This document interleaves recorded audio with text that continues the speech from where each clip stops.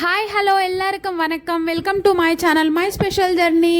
చూడ్డానికి తినడానికి సూపర్గా ఉండే ఈ గులాబ్ జాములు ఎలా ప్రిపేర్ చేసుకోవాలో చూపిస్తానండి. చాలా ఈజీగా చేసుకోవచ్చు. వంట రాని వాళ్ళు కూడా నేను చెప్పినట్లుగా అయితే ఒక్కసారి ట్రై చేయండి. వాళ్ళు కూడా పర్ఫెక్ట్ గులాబ్ జామ్ రెసిపీ అయితే వచ్చేస్తుంది. అది ఎలాగో ఒకసారి చూపిస్తాను. నేను పిండి చూపిస్తున్నాను కదండి, ఈ విధంగా అయితే మీరు పిండిని కొంచెం పాలు కొంచెం వాటర్ వేసి మిక్స్ చేసుకోవాలి. సాఫ్ట్గా ఉండాలి పిండి అనేది. మనం ఇలా చేయి పెట్టంగానే లోపలికి ఇలా వెళ్ళిపోతుంది, అంత సాఫ్ట్గా ఉండాలి. లాస్ట్లో ఒక 2 స్పూన్స్ గీ కూడా వేసేసి బాగా మిక్స్ చేసుకోండి. మన చేతికి అస్సలు అంటుకోదు. ఇలా ఒక 10 మినిట్స్ పక్కన పెట్టేసిన తర్వాత మనకి ఏ షేప్ అయితే కావాలో ఆ షేప్లో కొంచెం కొంచెం పిండి తీసుకుంటూ నేను చూపిస్తున్నాను కదా, ఈ విధంగా రౌండ్గా బాల్స్ లాగా అయితే ప్రిపేర్ చేసుకోండి. చూసారా ఎంత పర్ఫెక్ట్గా సాఫ్ట్గా వచ్చినాయో. ఇంకా మీ గులాబ్ జామ్ అయితే ఈ షేప్ అయితే కరెక్ట్గా వస్తే మీ గులాబ్ జామ్ వచ్చేసినట్లే ఆల్మోస్ట్.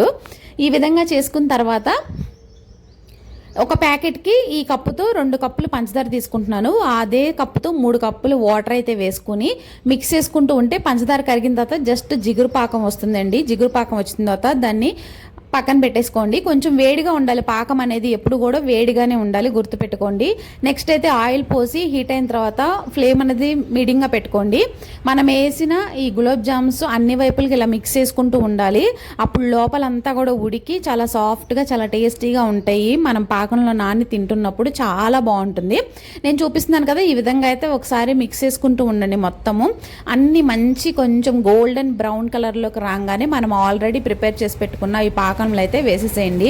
నేనైతే ఒక 2 ఇలాచీ కూడా వేసాను, మీరు కూడా యాడ్ చేసేసేయండి. ఫైనల్గా అన్ని ఫ్రై చేసి వేసేసానండి. చూసారా ఎంత పర్ఫెక్ట్ అయిన గులాబ్ జాము, చాలా సాఫ్ట్గా చాలా టేస్టీగా ఉంటుంది. మీరు కూడా ఒకసారి ట్రై చేయండి. చూసారా ఎంత సాఫ్ట్గా స్పూన్ పెట్టగానే అలా దిగిపోతుందండి. అసలు తింటే దీని రుచి అద్భుతంగా ఉంటుంది. మీరు కూడా ట్రై చేసేయండి. Thank you all.